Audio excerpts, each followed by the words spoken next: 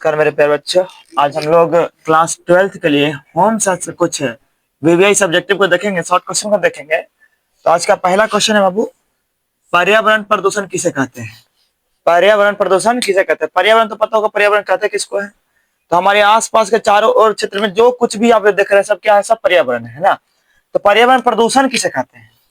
तो बताया गया कि पर्यावरण में हानिकारक तत्वों का मिलाना। पर्यावरण में हमारे आसपास जितने भी चारों तत्व, वायुमंडल जो है या फिर कहीं भी कुछ भी, पर्यावरण का मतलब चारों तरफ कुछ भी, कहीं भी कुछ भी मिल रहा है, क्या कैसा तत्व? हानिकारक तत्व का हम मिला रहे हैं, तो वो पर्यावरण क्या कहलाता है? वो प्रदूषण कहता है ना। पर्यावरण में हानिकारक तत्वों को मिलाना पर्यावरण प्रदूषण कहते हैं। मिलाना पर्यावरण के प्रदूषण कहते हैं। पर्यावरण प्रदूषण मानव, जानवर और पेड़ पौधे के लिए क्या होता है? वो नुकसानदेह होता है। अगर पर्यावरण में हम लोग रहते कहाँ, निवास करते हैं? हमारे आसपास हमारे चारों, जो भी हम लोग चारों ओर देख रहे हैं सब क्या है? पर्यावरण है। तो पर्यावरण में अगर हम लोग हानिकारक तत्व को मिलाइएगा तो भुगतना किसको पड़ेगा? हम ही लोगों को भुगतना पड़ेगा। यानी पर्यावरण प्रदूषण मानव के लिए, साथ साथ जानवर, पेड़ पौधा सबके लिए क्या होता है? नुकसानदेह होता है। चलिए ठीक है। क्वेश्चन नंबर 2 है। क्वेश्चन नंबर 2 है, स्वच्छता पर संक्षिप्त टिप्पणी लिखिए। स्वच्छता पर संक्षिप्त टिप्पणी लिखिए, है ना। स्वच्छता क्या होता है? तो अब स्वच्छता का मतलब होता है अपने शरीर, घर और आसपास के वातावरण को क्या करना? साफ और सुरक्षित रखना, है ना। यही ना स्वच्छता हुआ। अपने शरीर के साथ साथ घर को, आसपास के जितना भी वातावरण है सबको क्या करना है? स्वच्छ रखना। अगर आप सब कुछ स्वच्छ रख रहे हैं तभी क्या कहलाएगा? पर्यावरण साफ और सुरक्षित कहलाएगा ना। तो स्वच्छता सिर्फ सफाई करने या गंदगी हटाने तक सीमित नहीं है। कहा जा रहा है कि स्वच्छता जो है केवल सफाई करने या फिर गंदगी हटाने तक सीमित नहीं है, बल्कि साफ सुथरी और अच्छी आदतें अपनाना भी जरूरी है।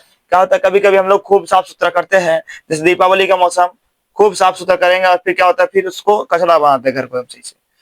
तो ये बोला कि बल्कि साफ सुथरी और अच्छी आदतें अपनाना भी जरूरी है ना। अच्छी आदत करने का मतलब डेली, या फिर अपना क्लास का जो कम से कम पढ़ने वाला टेबल है ना, कम से कम सप्ताह में एक बार अच्छा से पूरा तरीका से झाड़ करके रखना चाहिए। और कम से कम क्लास का टेबल जो होता है हम लोग पढ़ते हैं उसको हम साफ सुथरा रखना चाहिए। और साथ साथ पूरा घर को, आसपास के पूरा माहौल को साफ सुथरा रखना चाहिए।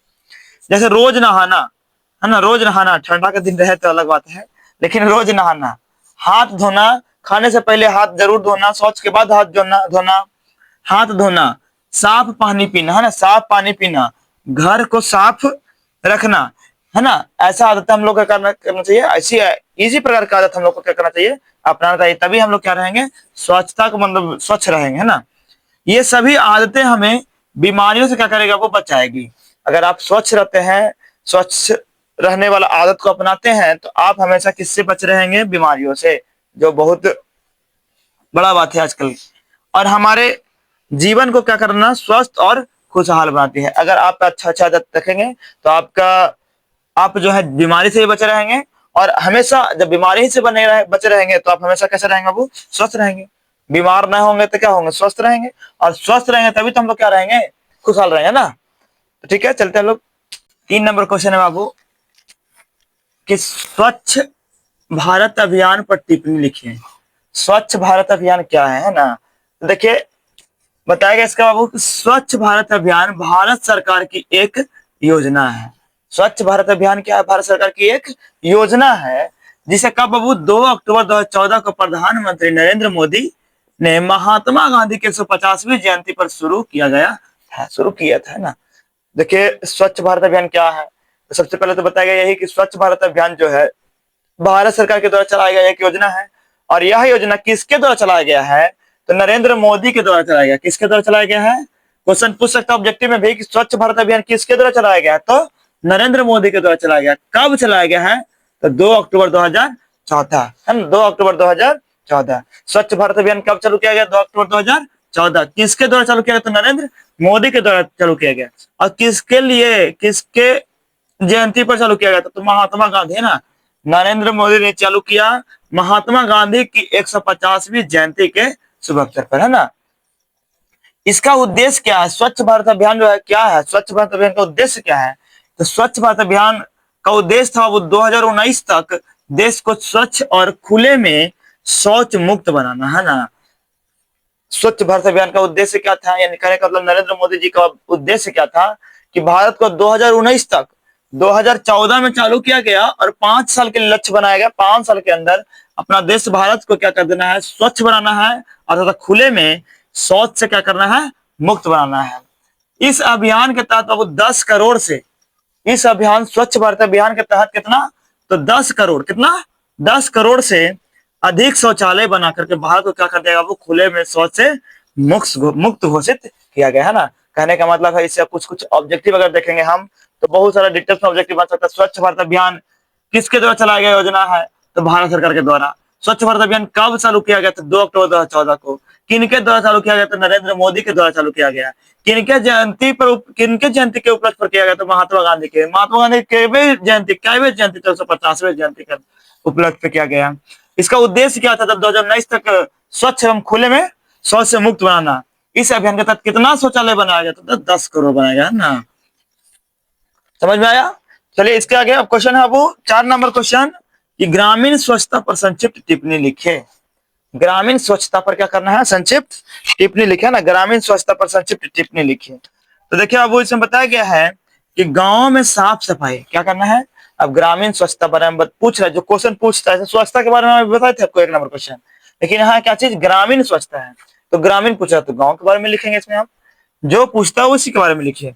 तो गांव में साफ सफाई की सुविधा और अच्छी आदतों अपनाने ताकि लोग स्वस्थ रहे ना। गांव क्या हो, गांव में साफ सफाई करना चाहिए। सबसे पहले गांव में साफ सफाई रखना चाहिए, साफ सफाई की सुविधा होना चाहिए, और अच्छी आदतें गांव के लोगों के अंदर क्या डालना चाहिए, अच्छी आदतें डालना चाहिए, ताकि गांव क्या रहे बाबू, स्वच्छ रहे। और स्वच्छ रहेगा तो क्या रहेगा, स्वस्थ रहेगा। ग्रामीण स्वच्छता का मकसद है लोगों को बीमारियों से बचाना। ग्रामीण स्वच्छता करने का मतलब गांव को स्वच्छ क्यों रखा जा रहा है, तो गांव में देखिए गंदगी पॉल्यूशन के कारण बहुत सारे रोग होते हैं ना, जैसे डेंगू, मच्छर भी हो गया, डेंगू बुखार, कई रोग है जो गांव में बीमारियों से उत्पन्न होता है। समय मच्छर जो पैदा होता है सब बीमारी से, गंदगी से ही पैदा होता है। तो बता रहा हूं कि ग्रामीण स्वच्छता का मकसद लोगों को बीमारियों से बचाना होता है। ग्रामीण स्वच्छता का मतलब क्या होता है, लोगों को बीमारियों से बचाना होता है। बताया गया पर्यावरण को सुरक्षित रखना और सबको अच्छा जीवन देना, यही क्या है, ग्रामीण स्वच्छता का मकसद होता है। ग्रामीण स्वच्छता क्यों कर रहे हैं हम लोग, पर्यावरण को क्या करना है, सुरक्षित रखना है। अच्छा किस लिए रखना है, तो सबको क्या करना, अच्छा जीवन देना है, सबको स्वस्थ रखना है, सबको खुशहाल रखना है। इसीलिए हम लोग क्या करते हैं, गांव को स्वच्छ रखना चाहिए, ताकि पूरा गांव क्या हो, खुशहाल हो, हरी भरी गांव, हरा भरा हमेशा बना रहे। 5 नंबर क्वेश्चन है बाबू, निषेचन किसे कहते हैं। 5वां क्वेश्चन है, निषेचन किसे कहते हैं। देखिए जब शुक्राणु और अंडाणु, जब क्या होता है, शुक्राणु और अंडाणु, शुक्राणु अंडाणु आपस में मिलते हैं तो इसे हम क्या कहते हैं, निषेचन कहते हैं। शुक्राणु किसमें पाया जाता है, शुक्राणु पाया जाता है पुरुषों में, और अंडाणु किसमें पाया जाता है, तो ये पाया जाता है स्त्रियों में, है ना, पुरुष में और स्त्री में। तो जब शुक्राणु और अंडाणु आपस में क्या होता है, मिलते हैं, तो मिलने की इसी प्रक्रिया को हम क्या कहते हैं, निषेचन कहते हैं। निषेचन के बाद किसका निर्माण होता है, वो जायगोट के, है ना। निषेचन के बाद किसका निर्माण होता है, जायगोट का है। और जायगोट का निर्माण होता है, यही जायगोट आगे जाके क्या बन जाता है, भ्रूण बनता है। और यही जायगोट जायगोट जो होता है आगे जाके क्या बनता है, भ्रूण में विकसित होता है, और एक नए जीवन का क्या होता है बाबू, शुरुआत होती है। जैसे देखेंगे हम इसको शॉर्ट में। देखिए सबसे पहले क्या बनेगा, सबसे पहले हम लेंगे शुक्राणु प्लस अंडाणु। समझिए शुक्राणु और अंडाणु दोनों मिलकर के किसका निर्माण करेगा, वो शुक्राणु, और जब अंडाणु को मिलाएंगे हम तो किसका निर्माण करेगा, ये निर्माण किसका करेगा, देखिए शुक्राणु और अंडाणु मिलकर क्या बनाता है, तो जायगोट बनाता है ना। क्या बनाएगा, जायगोट बनाएगा।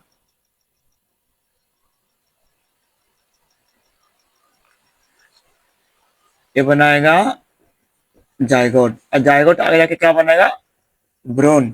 अब भ्रूण आगे जाके क्या हो जाएगा, वो भ्रूण जब आगे विकसित हो जाएगा, जायगोट को आगे भ्रूण में विकसित होकर और नए जीवन का ना, भ्रूण आगे बढ़कर क्या बनता है, जीवन बच्चा।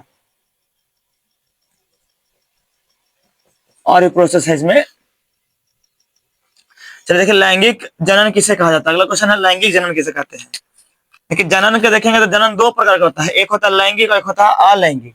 मगर देखिए लैंगिक के बारे में पूछा क्या है, तो हम बताएंगे कि जब नर एवं मादा की कोशिकाएं मिलती है, जब नर एवं मादा कोशिकाएं क्या होती है, मिलती है, और उससे जब नया जीव बनता है तो उसे क्या कहते हैं हम लोग, लैंगिक। इसमें क्या होता है कि नर और प्लस मादा दोनों जब अलग अलग लिंग जुड़ती है, मिलती है, तब उसको क्या कहते हैं हम लोग, लैंगिक जनन ना। माने इसमें दोनों जीव, दोनों लिंग यानी मादा में क्या होता है बाबू माइनस, सॉरी मादा में बाई ना, बाई, और नर में क्या होता है एक्स बाई, और नर में होता है एक्स बाई और मादा में होता है एक्स एक्स, सॉरी इसमें दोनों लिंग का होना जरूरी है, तब उसको कहेंगे हम लैंगिक। और अलैंगिक में क्या होता है केवल एक ही जीव नए जीव को उत्पन्न कर सकता है।